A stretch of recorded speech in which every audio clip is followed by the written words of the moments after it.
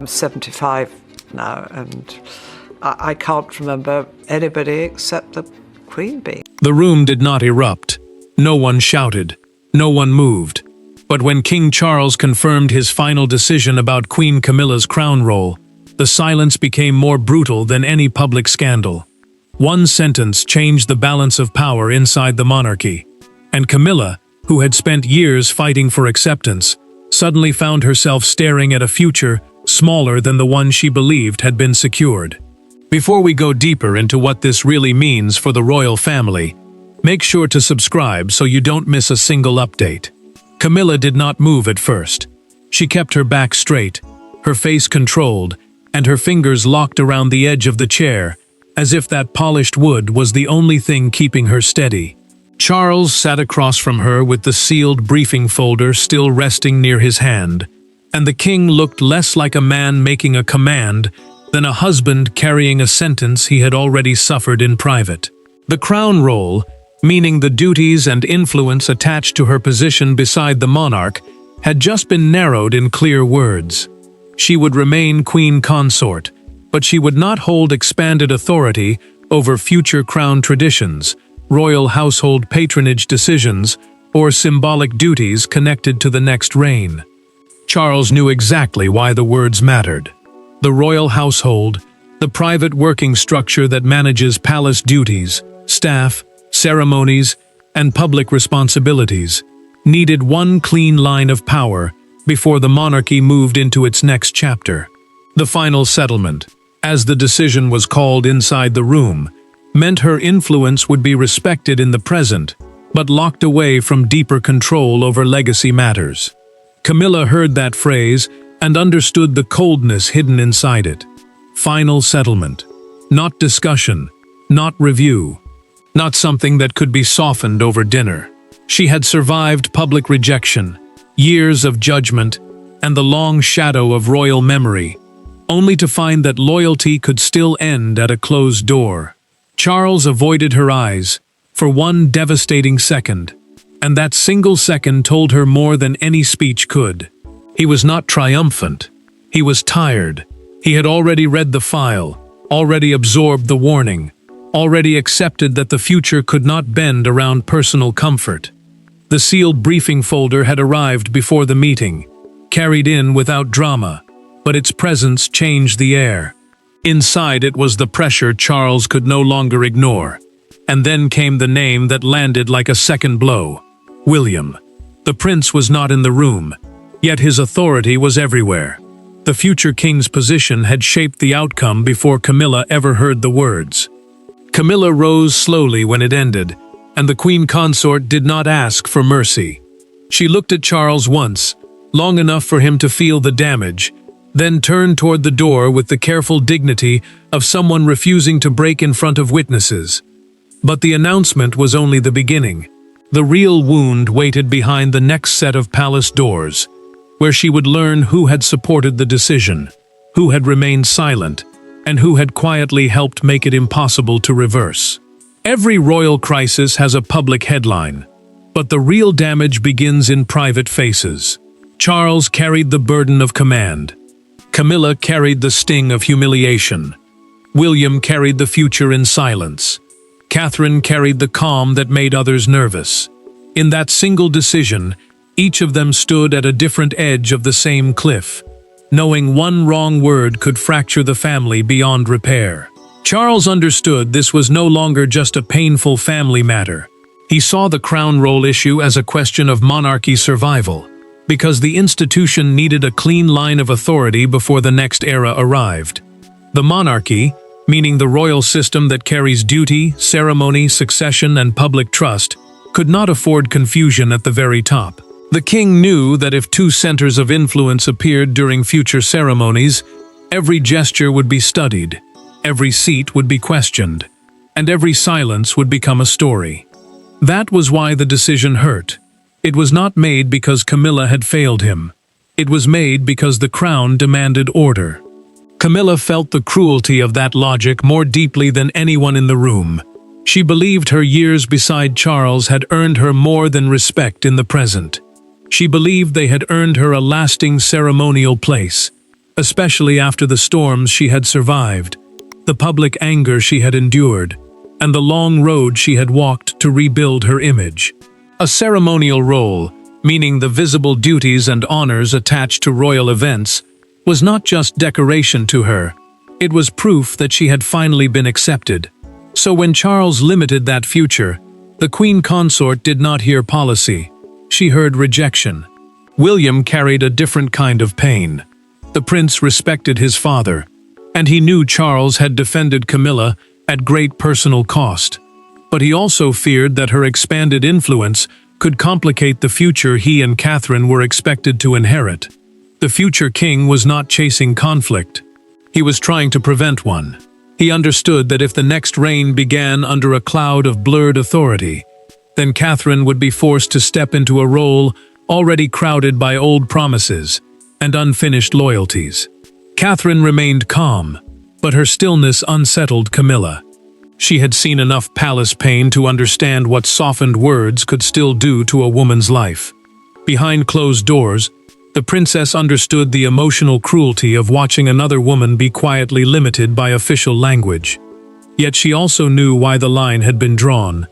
Charles had received private warnings that overlapping crown roles could create confusion during future transitions, ceremonies, patronages, and royal household leadership.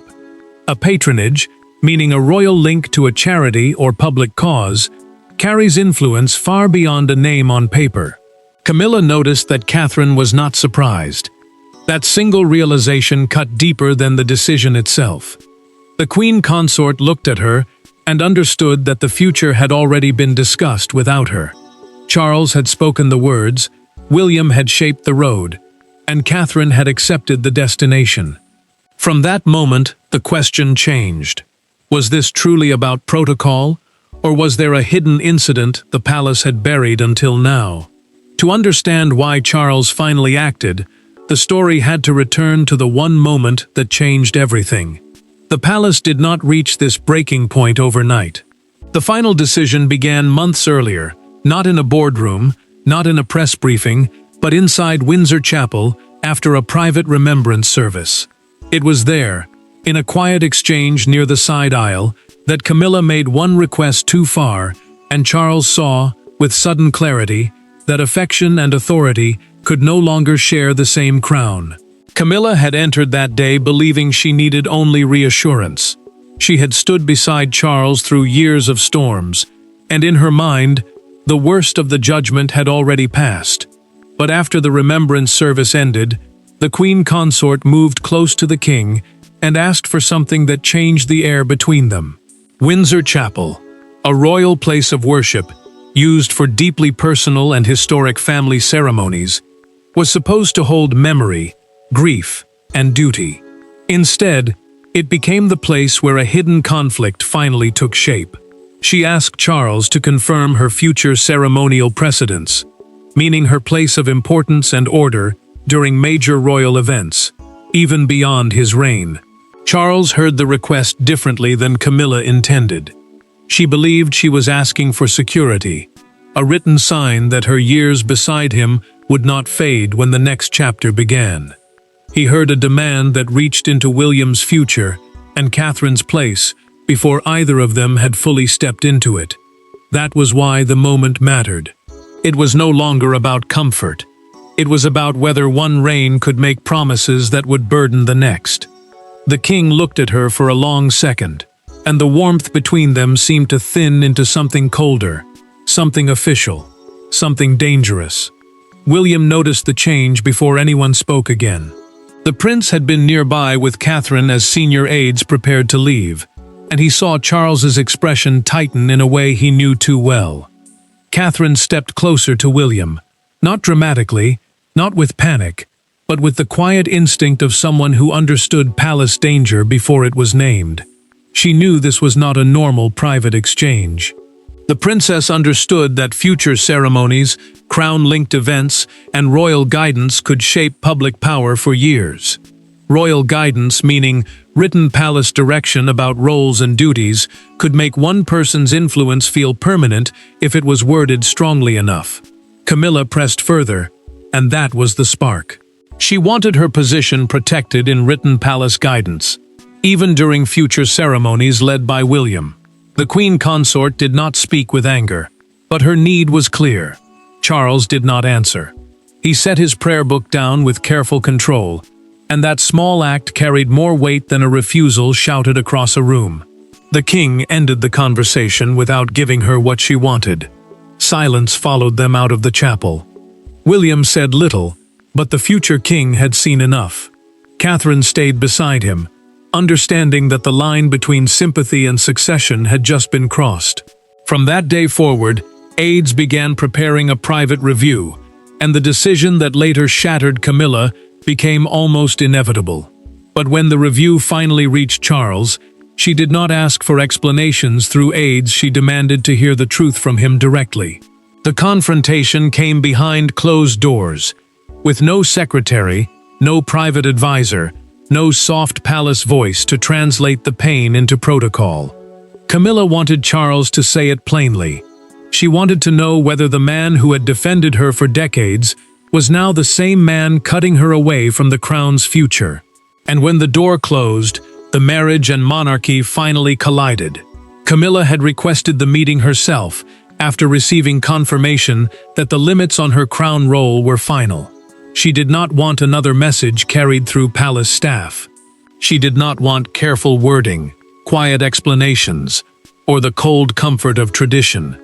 The queen consort wanted Charles in front of her, with no one else between them.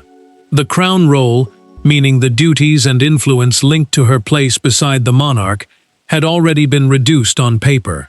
But now she needed to hear whether the king believed those words, or whether he had simply allowed others to write them for him. Charles knew the danger before she spoke.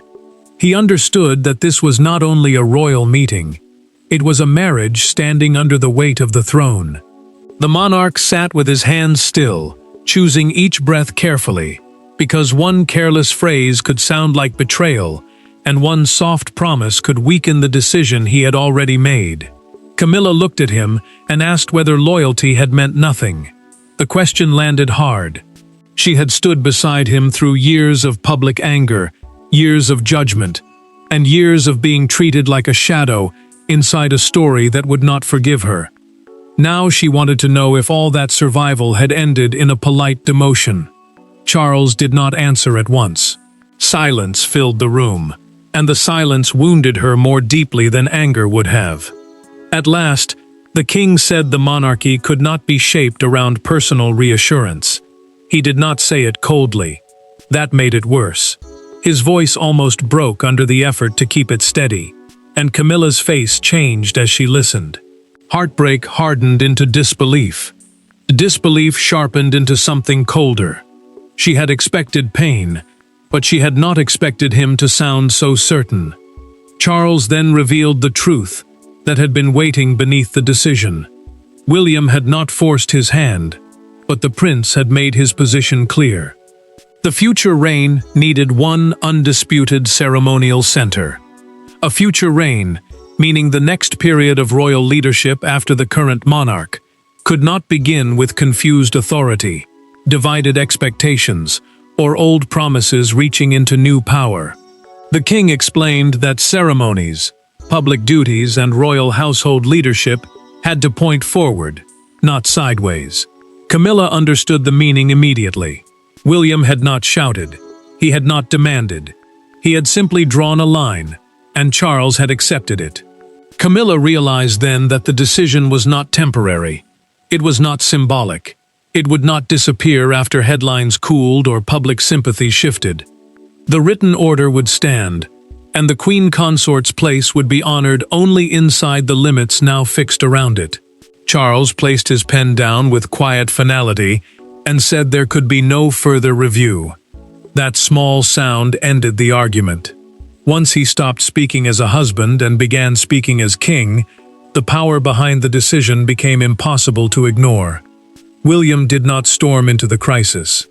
He did not need to. His influence moved with the weight of inevitability, quiet but immovable. Inside the palace, everyone understood that the future king had drawn a line, not against Camilla as a person, but against confusion at the heart of the crown. And that distinction, though carefully spoken, cut deeper than any accusation. William chose his words before entering Charles's study, because he knew every sentence could be heard as betrayal. The prince respected his father, and he knew the king had fought hard to protect Camilla's place for years. But this was bigger than one marriage. It was bigger than old wounds. The monarchy needed a clear future, and the future king believed it could not survive divided ceremonial authority between the current queen consort and the woman who would one day stand beside him. Ceremonial authority, meaning the power to shape who stands where, who leads which public moments, and who carries symbolic importance during royal events, could look soft on paper but become explosive in practice. Catherine understood that danger without needing it explained. The princess had no wish to humiliate Camilla, and she did not treat the queen consort's pain as victory. But she also knew her own future role could not begin under another woman's shadow. If Camilla's crown position expanded too far, it could complicate the public image of the next reign before that reign even began. Catherine had watched palace language turn personal suffering into polite sentences. She knew exactly how cruel clarity could feel. Still, she quietly supported it, because confusion at the top would only create a deeper wound later. Charles listened because William did not speak like a son asking for preference. He spoke like a future king protecting the throne he would inherit. The prince warned that the monarchy could not move into the next era with two emotional centers and two symbolic queens pulling attention in different directions. Charles heard the restraint in his voice, and that restraint made the warning harder to dismiss. The king understood that William was not trying to erase Camilla. He was trying to prevent a public fight before it existed. Then came the memorandum. A private memorandum, meaning a written palace warning prepared for senior decision-makers, laid out the danger in plain language. Camilla's expanded role could create disputes during future transitions, anniversaries, crown-linked patronages, and royal household leadership. Patronages, meaning royal support for charities or public causes, carried influence and visibility. If those links became blurred between the present and the future, every invitation, every ceremony, and every absence could become a headline. Charles accepted the warning with visible pain. The monarch knew William's authority had to be protected before a crisis forced the issue publicly. Catherine's position had to be clear. Camilla's place had to be honored, but contained. And once that decision moved from conversation into palace action, the queen consort discovered the cruel truth hidden inside royal wording. Symbolic limits do not remain symbolic for long. They become closed doors, missing names, reassigned meetings, and rooms where a person once belonged, but no longer does. The decision had been written in careful language, but its consequences landed with brutal simplicity. The first sign did not come through a speech. It came through a door Camilla expected to open. A meeting she expected to chair was quietly reassigned. A ceremonial briefing she expected to receive was sent elsewhere. The crown roll decision had moved from words to reality, and in that moment, Camilla understood that the palace was not preparing to soften the blow. It was enforcing it. Camilla arrived expecting routine, but routine had already abandoned her. The queen consort had been part of these private planning discussions before, and she knew what it meant to be included in them. They were not public ceremonies. They were quieter than that, colder than that, and more powerful because of it. A private planning discussion, meaning a closed palace meeting where future royal events, duties, and ceremonial order are arranged, could decide who mattered before the public ever saw a thing. So when Camilla learned the meeting had been reassigned, she understood the message instantly. Her reduced crown roll was no longer a sentence on paper. It had become a door she was not meant to enter. Camilla stood outside the briefing room for one painful moment. No one needed to say the words aloud. The queen consort saw the changed schedule, saw the careful faces, and felt the new hierarchy settling around her like a wall. The meeting had been moved to officials working directly under Charles and William, which made the chain of command visible without any public statement. The king had made the decision. The prince now stood closer to the future, and she had been placed outside the structure that would shape what came next. Charles learned later that Camilla had left without speaking, and the news hit him harder than he expected. The king sat alone with the revised schedule in front of him, staring at the empty space where her name had once been. He had known the limits would hurt, but he had not fully measured the humiliation of each small removal. A revised schedule, meaning the updated palace plan showing who attends which meeting and who holds which duty, could look harmless to anyone outside the room. To Charles, it now looked like proof that his decision had become real. He had protected the future, but he had wounded the person nearest to him. A senior courtier noticed the deeper pattern first. Camilla's name had not disappeared from one meeting only. The queen consort had been quietly removed from several future-facing ceremonial notes, and that changed everything. Future-facing notes, meaning internal records connected to events beyond the current reign, were where the palace quietly prepared tomorrow before announcing anything today. Catherine received a separate briefing soon afterward, and that single movement confirmed what the palace did not need to say. The next era was already being built. Camilla understood the cruelty of it then. She was not being punished in public. She was being narrowed in private. Catherine had not asked for a victory, yet the princess now stood inside the very structure Camilla had been moved away from. Charles had not spoken harshly, yet the king's order had opened a distance no apology could close, and the coldest consequence was still ahead. It would not come from an official paper or a courtier's whisper. It would come when Camilla and Catherine finally faced each other without the palace between them, and the story shifted from power to something far more painful. There were no officials in the room, no advisors, no royal language polished for public survival.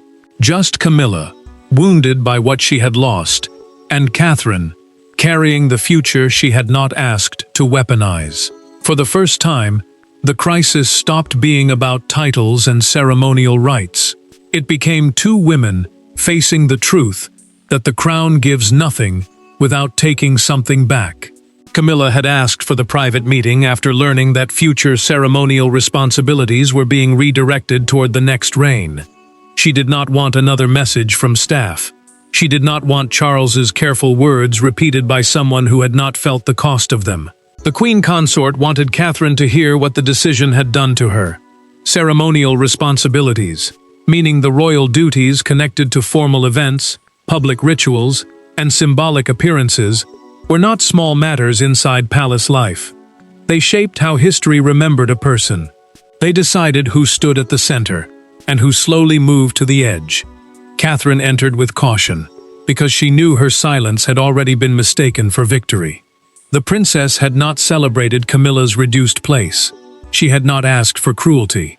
But she had supported clarity, and clarity had consequences.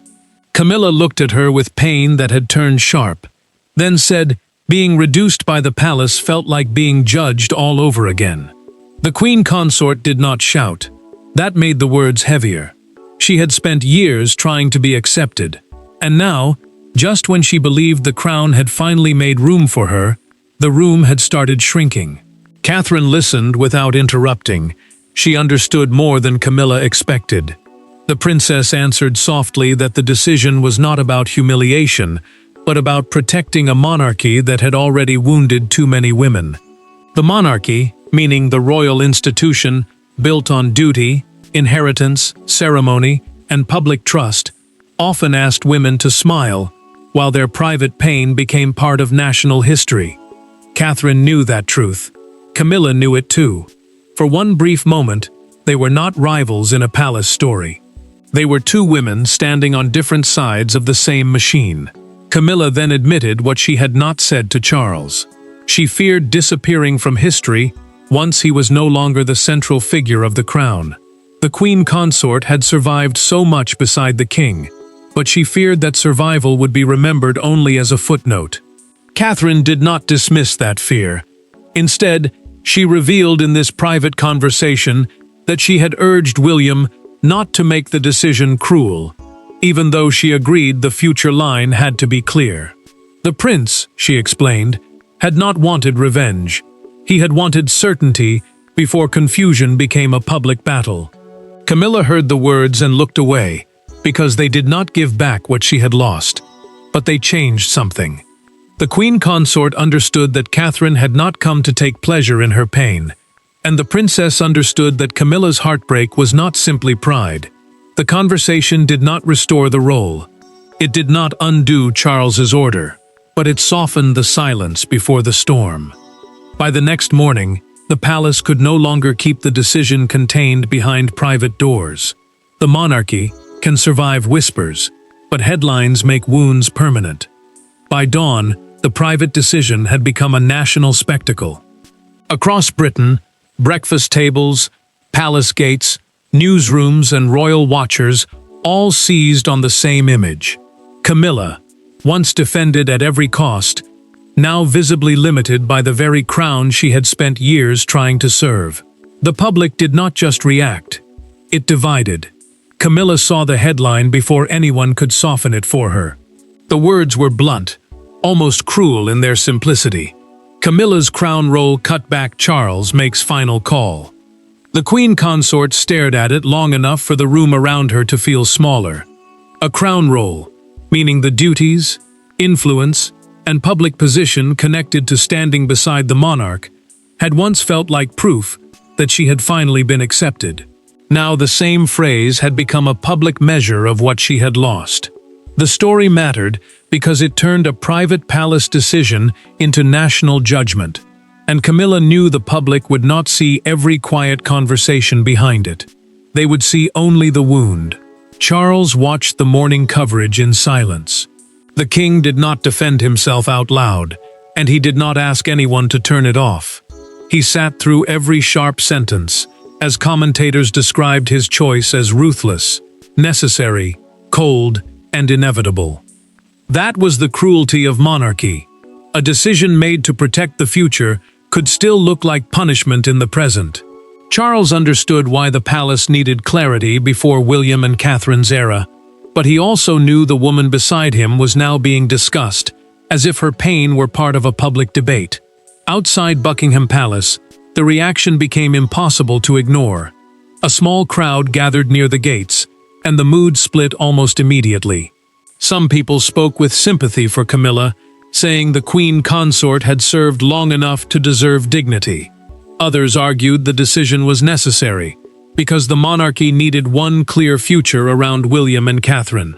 Buckingham Palace, the official London home and working centre of the monarch, became the symbol of the divide.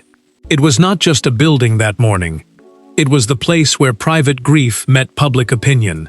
William and Catherine became part of the story, whether they wanted to or not.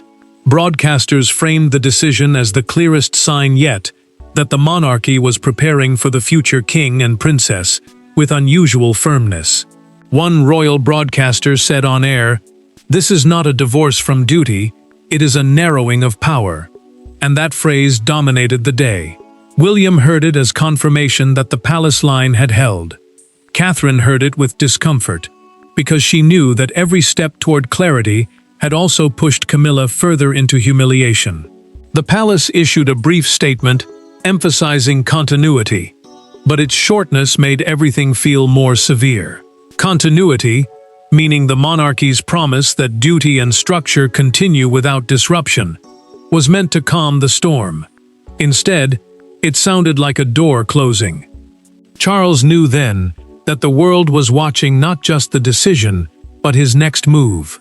Would he publicly comfort Camilla and risk weakening the order? Or would he let the verdict stand without softness? But the final meaning of this crisis was not written by newspapers. It was written in the choice Charles made after the noise faded. In the end, the decision did not destroy Camilla.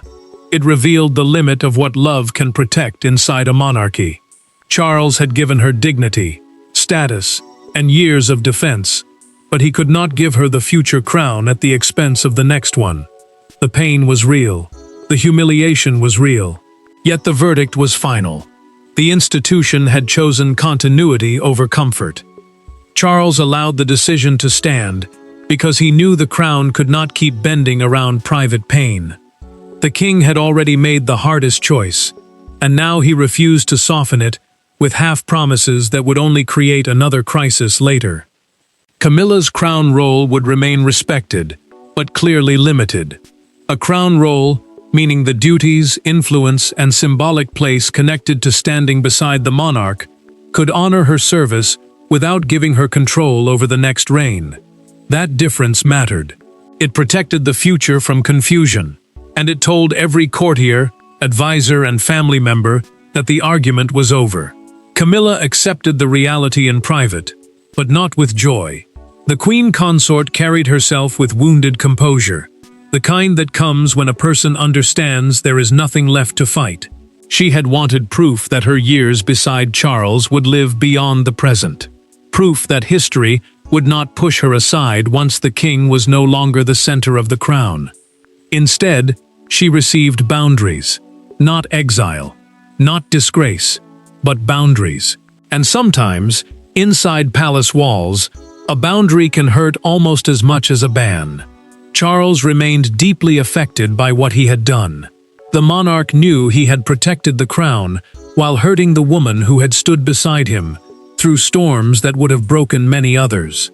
That was the private cost of the decision. He had defended Camilla for years, but he could not defend an expanded role that risked weakening William and Catherine's future position. The future reign, meaning the next chapter of royal leadership after the current monarch, needed one clear center. The king understood that love could offer comfort, but only order could protect the monarchy. William and Catherine's position became unmistakable. The prince's firmness ensured the decision could not be reversed by emotion, pressure, or public sympathy. Catherine's quiet intervention ensured it did not become a public punishment. The princess had not asked for Camilla to be humiliated, and William had not asked for the queen consort to be erased. Together, they made sure the next era was not built on confusion. Their future would begin with one clear line, not with old promises pulling against new duty. The final palace record closed the matter with precision. A palace record, meaning the official internal document that defines roles, duties, and future guidance, did not remove Camilla from history. It defined her place so no future dispute could reopen the wound. The queen consort would remain part of Charles's reign, but she would not shape the crown beyond it. That was the verdict. Her dream of a lasting crown role had ended, but the monarchy gained what it needed most: one clear future, one clear line, and one unmistakable center of gravity. The story closed not with triumph, but with a hard royal truth. Camilla had not been destroyed. Charles had not been cruel for the sake of cruelty. William had not acted out of revenge. Catherine had not claimed victory. Each of them lost something in the decision, but the crown gained certainty. And in the House of Windsor, love may shape the journey, but the crown decides the ending. Thanks for watching. Please don't forget to like and subscribe, and we will see you in next one.